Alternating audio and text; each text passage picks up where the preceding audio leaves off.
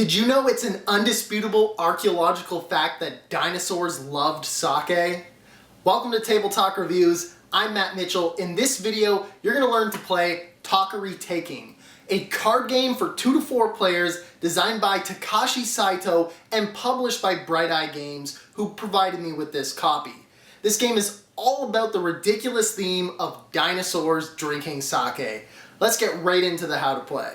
To set up the game, give each player 10 chips and 7 cards. Remaining cards will form a deck in the center of the table alongside a supply of sake level markers. If you're playing with less than 4 players, any remaining chips can go back to the box. All players can look at the cards in their hand and select one to play face down as a Tokkuri, marking its capacity at 10 with a sake marker. For simplicity's sake, I will refer to these as bottles for the rest of the video. On your turn, you must do one of the following. Drink sake by playing a card from your hand, or play a card from your hand face down to supply Tokkuri, creating a new bottle to drink from. When you have no cards in hand, you will pass your turn. Some special abilities pass cards, and those can bring you back into the round. To drink sake, you'll play one of your cards face up and drink for every number on the card. Each number must come from a different bottle, so here I can drink 8 from one bottle and 5 from another. You can drink from any bottles in play, but you must drink the number exactly. Here this bottle has 7 remaining and this has 5, so I can't use this card because I need to be able to drink exactly 8 from the bottle. So here I could drink 7 from my own bottle, clearing it out, and I will take this card and add it to my score pile. Then apply the card's special effect if there is one and place it in the discard. If you cannot drink for each number written on the card, you can't play the card. So this card would need there to be at least 3 bottles with at least 3 sake remaining. Remember, you can drink from any player's bottles, even if you could have drank from one of your own. So here I'll drink from this one for 2, I'll drink 1 from this one, 3 from this one, and 4 from this bottle, scoring 3 bottles from my opponents. To supply Tokkuri, simply choose a card left in your hand and place it face down and start a new bottle at level 10. Once all players are out of cards, you'll proceed to scoring the round. All of the bottles you emptied will score you 1 point. Any bottles that have more than 2 sake remaining will score you -2 points. Any bottles that have 1 or 2 left will score nothing. In this case, I have 4 -2, so my score is 2. The player who has the most,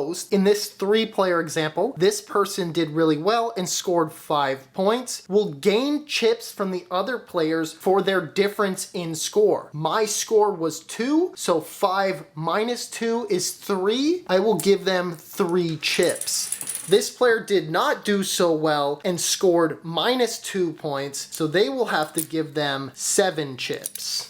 The game proceeds until one player is completely out of chips, or play a set number of rounds, and whoever has the most chips wins the game. If 2 players are tied for the winning score, here this player has 6 points, and this player has 6 points as well. This player only has 1. They pay chips to the players, 5 chips in this case, split between the 2 players, rounded up. So I'll pay 3 to this player, and it looks like I have to pay 3 to them as well. If, however, this causes a player to go bankrupt, here I only have 5 chips to pay out. You'll pay equally to each player and discard any excess. This would also trigger the end of the game. Otherwise, if all players have chips left, you can proceed to a new round. Setup for a new round is the same as the start of the game. Bottles do not persist between rounds, so collect all the cards, shuffle them up, and deal 7 to each player. Then all players select a card from their hand to play as a bottle to start the round.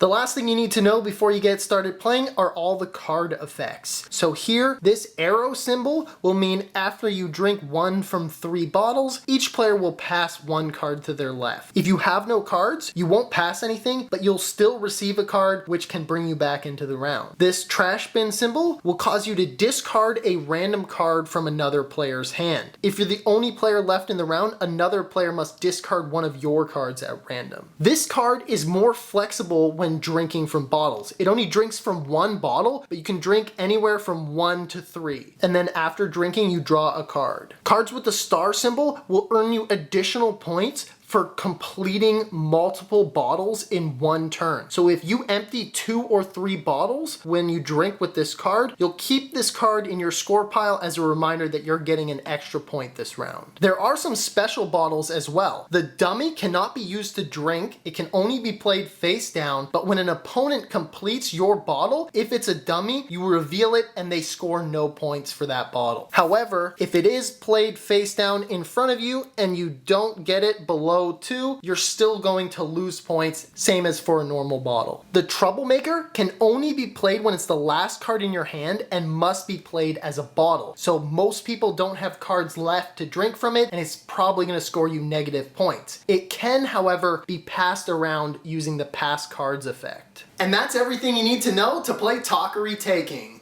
You can find my review of this game and more on tabletalkreviews.com. Subscribe for more board game videos to come.